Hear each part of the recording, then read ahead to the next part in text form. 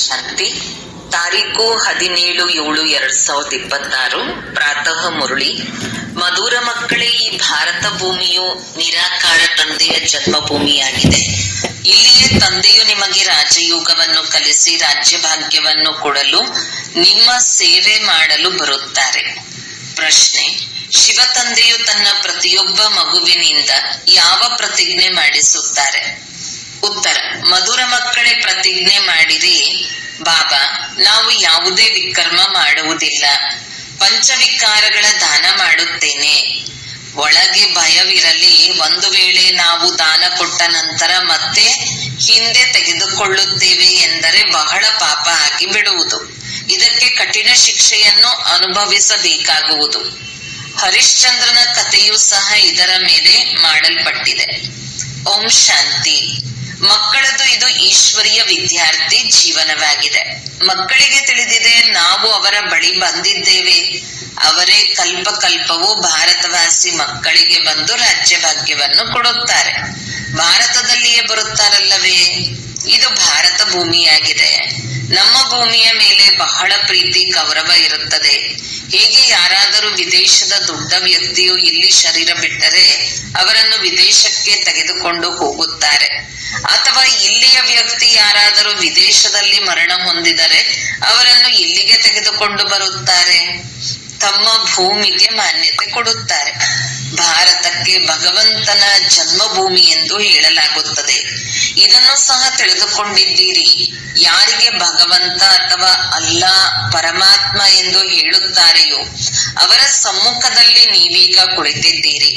ಹೆಸರು ಅವಶ್ಯಕವಾಗಿ ಬೇಕಲ್ಲವೇ? ಅಲ್ಲಾ ಎಂದು ಹೇಳುತ್ತಾರೆ ಎಂದರೆ ಲಿಂಗಕ್ಕೆ ಪೂಜೆ ಮಾಡುತ್ತಾರೆ. ಈಶ್ವರ ಅಥವಾ ಖುದಾ ಎಂದು ಹೇಳುತ್ತಾರೆ ಅಂದ ಮೇಲೆ ಗುರುತು ಬೇಕಲ್ಲವೇ? ಎಲ್ಲಾ ಕಡೆಯೂ ಲಿಂಗ ಪೂಜೆ ಮಾಡುತ್ತಾರೆ. ಚಿತ್ರಗಳಲ್ಲಿಯೂ ಇತ್ತೀಚೆಗೆ ದೇವತೆಗಳ ಮುಂದೆ ಪರಮಪಿತ ಪರಮಾತ್ಮನ ಚಿತ್ರ ಲಿಂಗವನ್ನು ತೋರಿಸುತ್ತಾರೆ. ಅವರು ಎಲ್ಲರಿಗಿಂತ ಶ್ರೇಷ್ಠವಾಗಿದ್ದಾರೆ. ಅವರಿಗೆ ತಮ್ಮದೇ ಆದ ಶರೀರ ಇಲ್ಲ. ಆದ್ದರಿಂದ ನಿರಾಕಾರನೆಂದು ಹೇಳಲಾಗುತ್ತದೆ, ಸಾಕಾರನಲ್ಲ.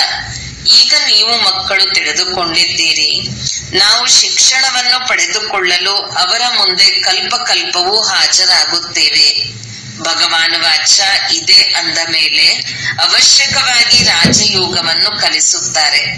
ವಿದ್ಯಾರ್ಥಿಗಳಿಗೆ ರಾಜಯೋಗವನ್ನು ಕಲಿಸಿದ್ದರು ಮತ್ತು ಅವರು ರಾಜ ರಾಣಿ ಆಗಿದ್ದರು. ಇಲ್ಲಿ ಯುದ್ಧದ ಮಾತಿಲ್ಲ. ಈ ಲಕ್ಷ್ಮೀನಾರಾಯಣರು ಯುದ್ಧ ಮಾಡಿ ರಾಜ್ಯ ಭಾಗ್ಯವನ್ನು ಪಡೆಯಲಿಲ್ಲ. ಇವರು ಸತ್ಯಯುಗದಲ್ಲಿ ಹೇಗೆ ರಾಜ್ಯ ಭಾಗ್ಯವನ್ನ ಪಡೆದರು ಎಂಬುದು ಪ್ರಪಂಚದವರಿಗೆ ತಿಳಿದಿಲ್ಲ. ಈಗ ನೀವು ಮಕ್ಕಳು ತಿಳಿದುಕೊಂಡಿದ್ದೀರಿ, ನಾವು ತಂದೆಯಿಂದ ರಾಜ್ಯವನ್ನು ಪಡೆದುಕೊಂಡಿದ್ದೇವೆ. ನಾವು ಅವರ ಸಮ್ಮುಖದಲ್ಲಿ ಕುಳಿತಿದ್ದೇವೆ. ಅವರೇ ತಂದೆ ಆಗಿದ್ದಾರೆ, ಕೃಷ್ಣನಲ್ಲ. ಕೃಷ್ಣನು ಚಿಕ್ಕ ಮಗುವಾಗಿದ್ದಾನೆ, ರಚನೆಯಾಗಿದ್ದಾನೆ. ಈಗ ಕೃಷ್ಣನು ಸಹ ತನ್ನ ಪದವಿಯನ್ನು ಪಡೆಯುತ್ತಿದ್ದಾನೆ. ಯಾವುದರಿಂದ ಭವಿಷ್ಯದಲ್ಲಿ ಕೃಷ್ಣನೆಂದು ಕರೆಸಿಕೊಳ್ಳುತ್ತಾನೆ. ಇದೆಲ್ಲವೂ ವಿದ್ಯೆಯ ಮಾತಾಗಿದೆ.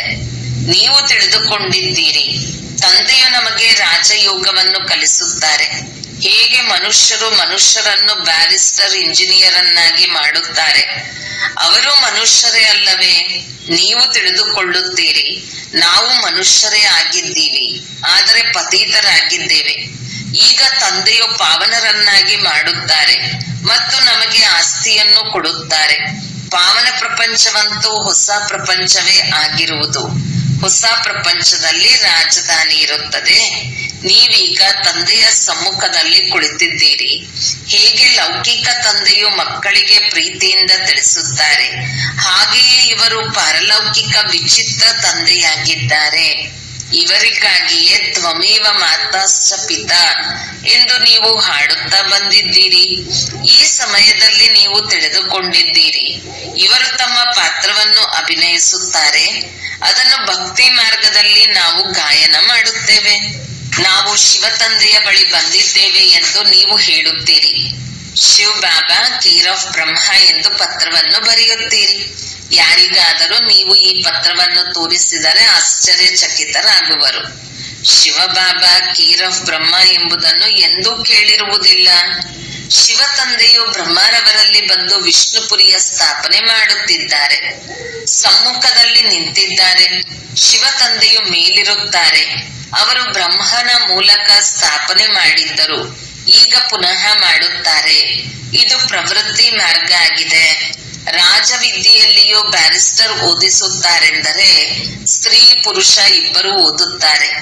ಸ್ತ್ರೀಯರು ಜಡ್ಜ್, ಬ್ಯಾರಿಸ್ಟರ್, ಡಾಕ್ಟರ್ ಇತ್ಯಾದಿ ಆಗುತ್ತಾರೆ. ಇದು ಸಹ ಪ್ರವೃತ್ತಿ ಮಾರ್ಗವಾಗಿದೆ. ಸನ್ಯಾಸಿಗಳದು ನಿವೃತ್ತಿ ಮಾರ್ಗವಾಗಿದೆ. ಅದು ಬೇರೆಯದಾಗಿದೆ. ಇದನ್ನು ತಂದೆಯು ತಿಳಿಸಿದ್ದಾರೆ. ಒಂದು ವೇಳೆ ಶಂಕರಾಚಾರ್ಯರು ಬರಲಿಲ್ಲವೆಂದರೆ ಪವಿತ್ರತೆಯ ಅಂಶವೂ ಇರುತ್ತಿರಲಿಲ್ಲ. ಭಾರತವು ಸಂಪೂರ್ಣ ಕಾಮಾಗ್ನಿಯಲ್ಲಿ ಸುಟ್ಟು ಹೋಗುತ್ತಿತ್ತು. ಭಾರತವನ್ನು ತಣಿಸುವುದಕ್ಕಾಗಿ ಇದು ನಿಗದಿಯಾಗಿದೆ. ಭಾರತವು ಬಹಳ ಪವಿತ್ರವಾಗಿತ್ತು, ನಂತರ ಅಪವಿತ್ರವಾಗಿದೆ. ಈಗ ಭಾರತವು ಎಷ್ಟೊಂದು ಕಂಗಾಲಾಗಿದೆ. ಚಿನ್ನದ ಲಂಕೆಯು ಸಮುದ್ರದ ಒಳಗಡೆ ಹೊರಟು ಹೋಯಿತೆಂದು ಹೇಳುತ್ತಾರೆ. ಲಂಕೆಯಂತೂ ಚಿನ್ನದ್ದಾಗಿರಲು ಸಾಧ್ಯವಿಲ್ಲ. ಕೇವಲ ಇವೆಲ್ಲ ಕಥೆಗಳನ್ನು ಬರೆದಿದ್ದಾರೆ. ಇದರಿಂದ ಲಾಭವೇನೂ ಇಲ್ಲ. ನೀವು ಮಕ್ಕಳು ತಿಳಿದುಕೊಂಡಿದ್ದೀರಿ, ಅವಶ್ಯಕವಾಗಿ ಸಹಜ ನೆನಪಿನ ಬಲದಿಂದ ಎಷ್ಟು ಶ್ರೇಷ್ಠರನ್ನಾಗಿ ಮಾಡುತ್ತಾರೆ. ತಂದೆಯು ಪ್ರತಿಜ್ಞೆ ಮಾಡುತ್ತಾರೆ, ಒಂದು ವೇಳೆ ನಿರಂತರ ನೆನಪು ಮಾಡುವ ಪುರುಷಾರ್ಥ ಮಾಡಿದ್ದೇ ಆದರೆ ವಿಕರ್ಮಗಳು ವಿನಾಶವಾಗುತ್ತದೆ. ಭಕ್ತಿ ಮಾರ್ಗದಲ್ಲಿಯೂ ನೆನಪು ಮಾಡುವ ಪುರುಷಾರ್ಥ ಮಾಡಿದ್ದೀರಲ್ಲವೇ? ಏಕೆ ನೆನಪು ಮಾಡುತ್ತಾರೆ? ನಮಗೆ ಸಾಕ್ಷಾತ್ಕಾರವಾಗಲಿ ಎಂದು. ಕೃಷ್ಣಪುರಿಯಲ್ಲಿ ನಮಗೆ ರಾಜ್ಯಭಾಗ್ಯ ಸಿಗಲಿ ಅಥವಾ ನಾವು ನರನಿಂದ ನಾರಾಯಣ ಆಗಬೇಕೆಂದು ನೆನಪು ಮಾಡುವುದಿಲ್ಲ. ನಿಮಗೂ ಸಹ ನಾವು ಮನುಷ್ಯರಿಂದ ದೇವತೆ ಆಗಬೇಕೆಂಬ ಆಸೆಯೂ ಇರಲಿಲ್ಲ. ಮನುಷ್ಯರಿಂದ ದೇವತೆಗಳನ್ನಾಗಿ ಮಾಡಿದರು ಎಂದು ಹಾಡುತ್ತಾರೆ. ನೀವು ನೋಡುವಿರಿ, ಅವಶ್ಯಕವಾಗಿ ಕಲಿಯುಗದ ನಂತರ ಸತ್ಯಯುಗ ಬರುವುದು.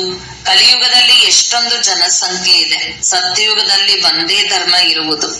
ಈಗ ನಿಮಗೆ ಆತ್ಮ ಪರಮಾತ್ಮನ ಜ್ಞಾನವು ಸಿಕ್ಕಿದೆ. ಆತ್ಮದ ಜ್ಞಾನ ಇರುವ ಮನುಷ್ಯರು ಪ್ರಪಂಚದಲ್ಲಿ ಯಾರೊಬ್ಬರೂ ಇಲ್ಲ. ಆತ್ಮದಲ್ಲಿ 84 ಜನ್ಮಗಳ ಪಾತ್ರವು ಹೇಗೆ ನಿಗದಿಯಾಗಿದೆ ಎಂಬುದನ್ನು ಯಾರೂ ತಿಳಿದುಕೊಂಡಿಲ್ಲ. ಈ ಅಕ್ಷರವನ್ನು ಎಂದೂ ಯಾರಿಂದಲೂ ಕೇಳಿರುವುದಿಲ್ಲ. ತಂದೆಯು ಜ್ಞಾನಸಾಗರ, ದಯಾಸಾಗರ, ನಿರಾಕಾರನಾಗಿದ್ದಾರೆ.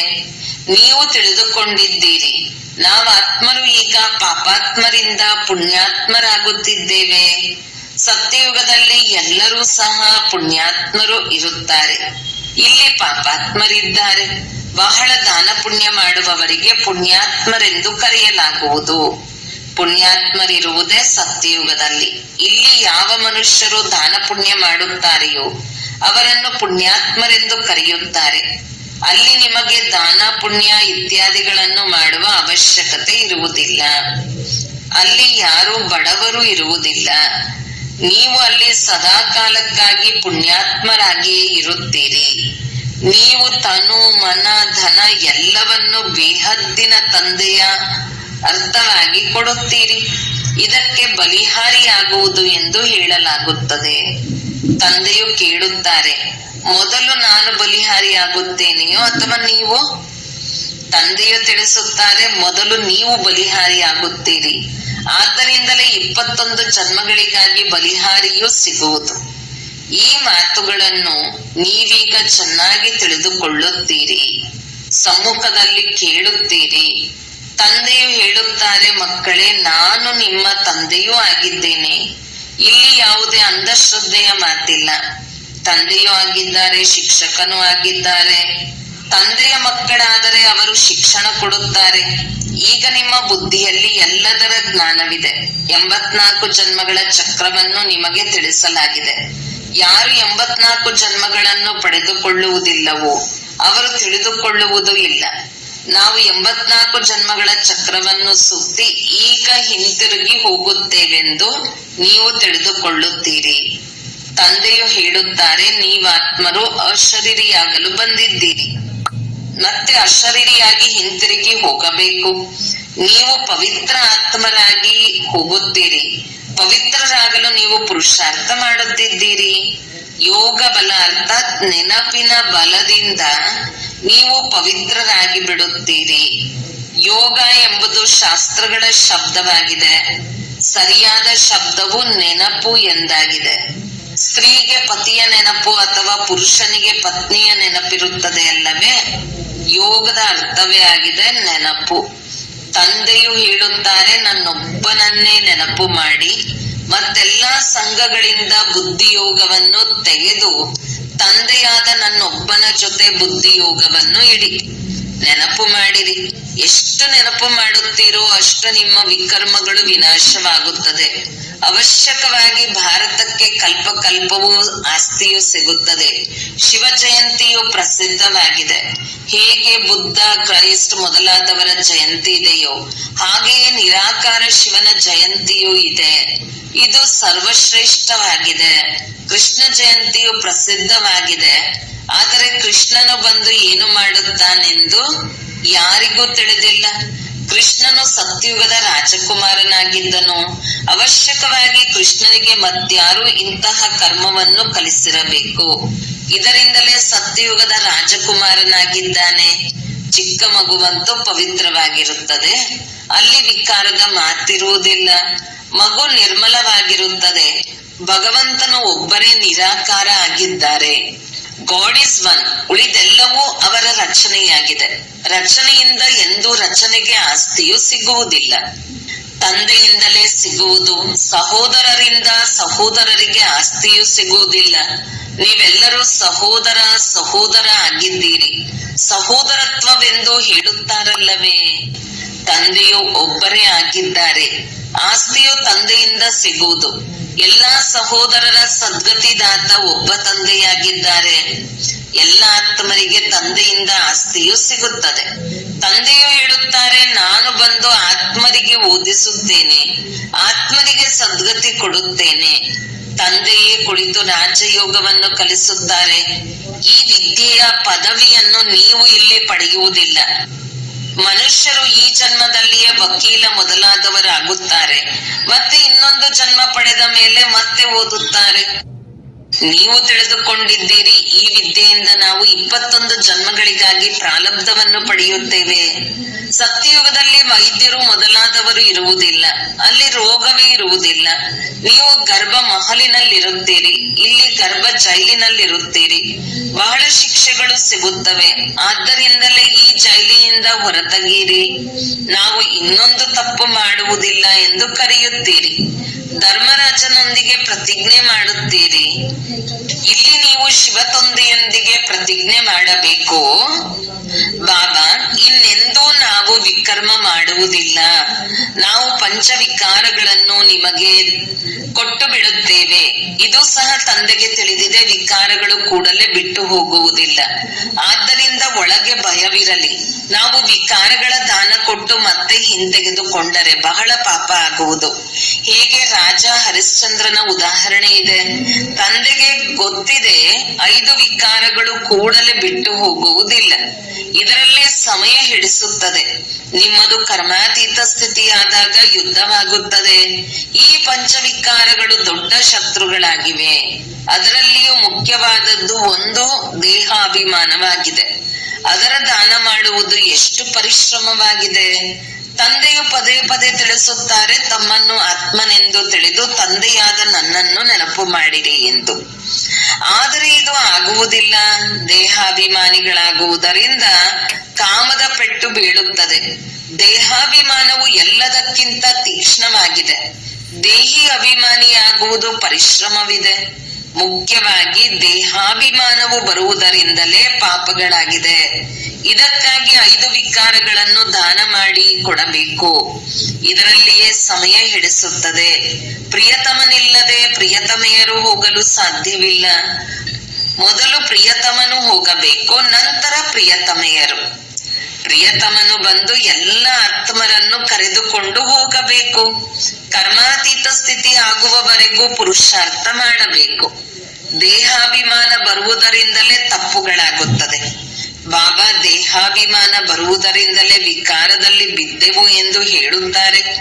ಬಹಳ ಬಿರುಗಾಳಿಗಳು ಬರುತ್ತವೆ, ವಿಕಾರದ ಸಂಕಲ್ಪಗಳು ಬರುತ್ತವೆ. ಆದರೆ ಕರ್ಮೇಂದ್ರಿಯಗಳಿಂದ ಎಂದೂ ಯಾವುದೇ ಪಾಪಕರ್ಮ ಮಾಡಬಾರದು. ಮಾಯೆಯನ್ನು ಗೆಲ್ಲುವುದಕ್ಕಾಗಿ ಎಷ್ಟೊಂದು ಪರಿಶ್ರಮ ಪಡಬೇಕಾಗುತ್ತದೆ. ತಂದೆಯು ಹೇಳುತ್ತಾರೆ, ಒಂದು ವೇಳೆ ವಿವಾಹವಾಗಿದ್ದರೆ ಪವಿತ್ರವಾಗಿದ್ದು ತೋರಿಸಿರಿ. ಆಗ ಸನ್ಯಾಸಿಗಳು ನೋಡುತ್ತಾರೆ, ನಿಮಗೆ ಎಷ್ಟು ದೊಡ್ಡ ಸಂಪಾದನೆ ಇದೆ. ಪವಿತ್ರವಾಗಿದ್ದು ತೋರಿಸಿದರೆ ಬಹಳ ಶ್ರೇಷ್ಠ ಪದವಿಯನ್ನು ಪಡೆಯುವಿರಿ. ನಿಮ್ಮ ಮೇಲೆ ಎಲ್ಲರೂ ಬಲಿಹಾರಿಯಾಗುವವರು. ತಂದೆಯು ಮಹಿಮೆ ಮಾಡುತ್ತಾರೆ, ಬಲೆ ಪವಿತ್ರವಾಗಿರಿ, ಆದರೆ ಜೊತೆಗೆ ಯೋಗವೂ ಇರಬೇಕು.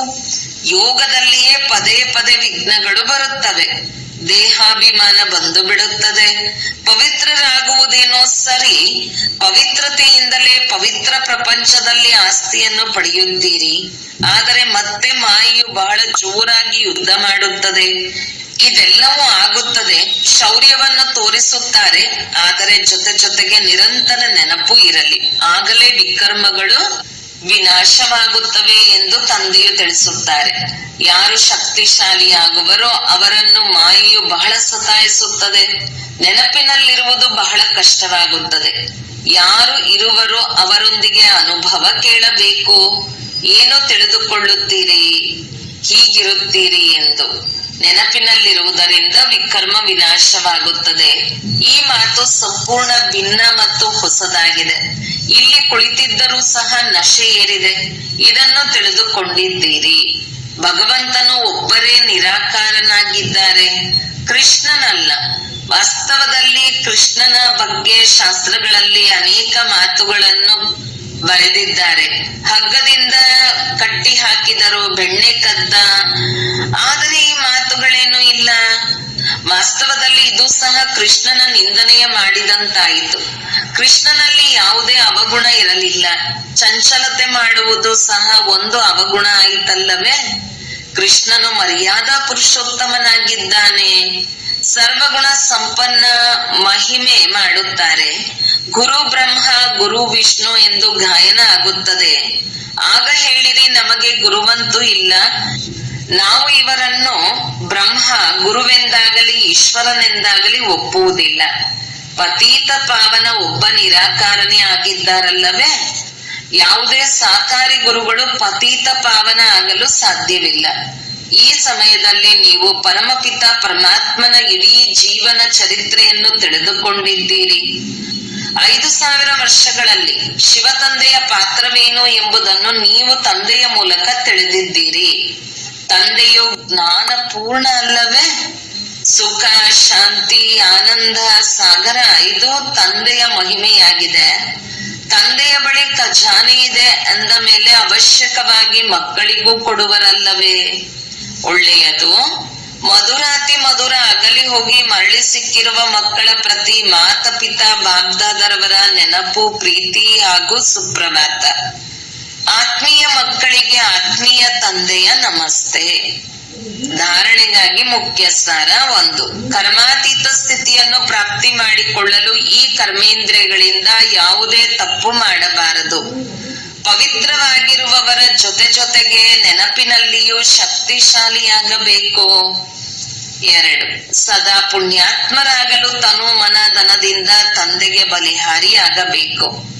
1 ಬಾರಿ ಬಲಿಹಾರಿ ಆದರೆ 21 ಜನ್ಮಗಳಿಗೆ ಪುಣ್ಯಾತ್ಮರಾಗಿ ಬಿಡುತ್ತೀರಿ. ವರದಾನ: ಸಹಜ ಯೋಗವನ್ನು ಸ್ವಭಾವ ಮತ್ತು ಸ್ವಾಭಾವಿಕ ಮಾಡಿಕೊಳ್ಳುವಂತಹ ಪ್ರತಿಯೊಂದು ವಿಷಯದಲ್ಲಿ ಸಂಪೂರ್ಣ ಭವ. ಹೇಗೆ ತಂದೆಯ ಮಕ್ಕಳಾಗಿ ಇರುವುದರಲ್ಲಿ ಯಾವುದೇ ಪರ್ಸೆಂಟೇಜ್ ಇಲ್ಲವೋ, ಹಾಗೆಯೇ ಈಗ ನಿರಂತರ ಸಹಜ ಯೋಗಿಯಾಗಿ ಅಥವಾ ಯೋಗಿ ಆಗುವ ಸ್ಥಿತಿಯಲ್ಲಿಯೂ ಪರ್ಸೆಂಟೇಜ್ ಅನ್ನು ಸಮಾಪ್ತಿಯಾಗಬೇಕು. ಸ್ವಾಭಾವಿಕ ಹಾಗೂ ಸ್ವಭಾವ ಆಗಿಬಿಡಬೇಕು. ಹೀಗೆ ಕೆಲವರಲ್ಲಿ ವಿಶೇಷ ಸ್ವಭಾವ ಇರುತ್ತದೆ. ಅವರು ಸ್ವಭಾವಕ್ಕೆ ವಶರಾಗಲು ಬಯಸದಿದ್ದರೂ ಅದರಲ್ಲಿಯೇ ನಡೆಯುತ್ತಾ ಇರುತ್ತಾರೆ. ಹಾಗೆಯೇ ಇದು ಸಹ ಸ್ವಭಾವ ಆಗಿಬಿಡಲಿ. ನಾನು ಏನು ಮಾಡಲಿ, ಹೇಗೆ ಯೋಗವನ್ನಿಡಲಿ ಎಂಬ ಮಾತುಗಳು ಸಮಾಪ್ತಿಯಾಗಿ ಬಿಡುತ್ತದೆ. ಎಂದರೆ ಪ್ರತಿಯೊಂದು ವಿಷಯದಲ್ಲಿ ಸಂಪೂರ್ಣರು ಆಗಿಬಿಡುತ್ತೀರಿ. ಸಂಪೂರ್ಣರು ಎಂದರೆ ಪ್ರಭಾವ ಹಾಗೂ ಲೋಪದೋಷಗಳಿಂದ ದೂರವಿರುವುದು. ಸ್ಲೋಗನ್: ಸಹನೆ ಮಾಡಬೇಕೆಂದರೆ ಖುಷಿಯಿಂದ ಮಾಡಿ, ವಿವಶರಾಗಿ ಮಾಡುವುದಲ್ಲ. ಅವ್ಯಕ್ತ ಸೂಚನೆ: ಜ್ವಾಲಾ ಸ್ವರೂಪ ಸ್ಥಿತಿಯಲ್ಲಿರುತ್ತಾ ಶಕ್ತಿಶಾಲಿ ನೆನಪಿನ ಅನುಭವ ಮಾಡಿ. ಶಕ್ತಿಶಾಲಿ ಯೋಗ ಅರ್ಥಾತ್ ಲಗ್ನಿನ ಅಗ್ನಿ. ಜ್ವಾಲಾ ರೂಪದ ನೆನಪೇ ಭ್ರಷ್ಟಾಚಾರ ಅತ್ಯಾಚಾರದ ಅಗ್ನಿಯನ್ನು ಸಮಾಪ್ತಿ ಮಾಡುತ್ತದೆ ಮತ್ತು ಸರ್ವ ಆತ್ಮರಿಗೆ ಸಹಯೋಗ ಕೊಡುವುದು. ಇದರಿಂದಲೇ ಬೇಹದ್ದಿನ ವೈರಾಗ್ಯ ವೃತ್ತಿ ಪ್ರಜ್ವಲಿತವಾಗುವುದು. ನೆನಪಿನ ಅಗ್ನಿ ಒಂದು ಕಡೆ ಆ ಅಗ್ನಿಯನ್ನು ಸಮಾಪ್ತಿ ಮಾಡುವುದು, ಇನ್ನೊಂದು ಕಡೆ ಆತ್ಮರಿಗೆ ಪರಮಾತ್ಮನ ಸಂದೇಶ ಶೀತಲ ಸ್ವರೂಪದ ಅನುಭೂತಿ ಮಾಡಿಸುತ್ತದೆ. ಇದರಿಂದಲೇ ಆತ್ಮರು ಪಾಪದ ಬೆಂಕಿಯಿಂದ ಮುಕ್ತರಾಗಲು ಸಾಧ್ಯ. ಓಂ ಶಾಂತಿ.